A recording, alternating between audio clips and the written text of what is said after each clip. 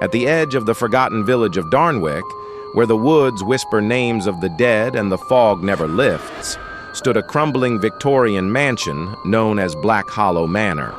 Once grand and resplendent, it now wore a crown of decay, shattered stained glass, ivy-twisted balconies, and a front door that creaked like a dying soul.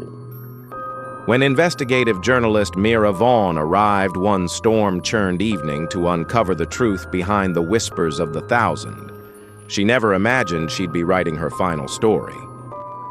Local legend told of a seance gone wrong in 1893, where 13 occultists tried to summon a spirit of divine knowledge, but instead opened a rift to the realm of the damned. The souls of 999 victims were dragged into the abyss, and the thousandth soul, the one meant to close the gate, never came. Mira stepped over the threshold just as midnight struck, and the air tightened like a noose. Inside, the house exhaled rot and secrets. Her flashlight flickered as portraits moved, watching her. A grandfather clock, broken for decades, ticked backward.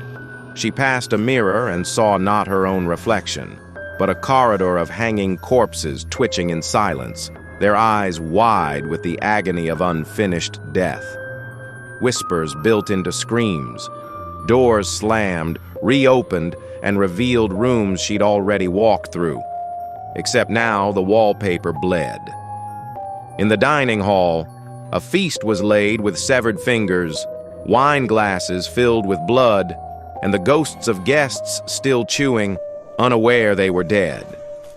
Then came the host, a towering entity in a plague doctor's mask, its robes stitched from children's nightclothes and old burial shrouds, hovering inches above the ground. It welcomed Mira with a voice like chains scraping bone, offering her the final seat at the table. When she refused, the house convulsed. Floors warped into faces, walls bled scripture, and the chandelier spun wildly, dropping with the force of an execution. Mira ran, but every exit led her deeper in. In the attic, hundreds of dolls hung from the ceiling, each blinking in unison as they whispered, "One more soul." Her recorder crackled on its own. "You are the thousandth." Thunder cracked. The mirror shattered.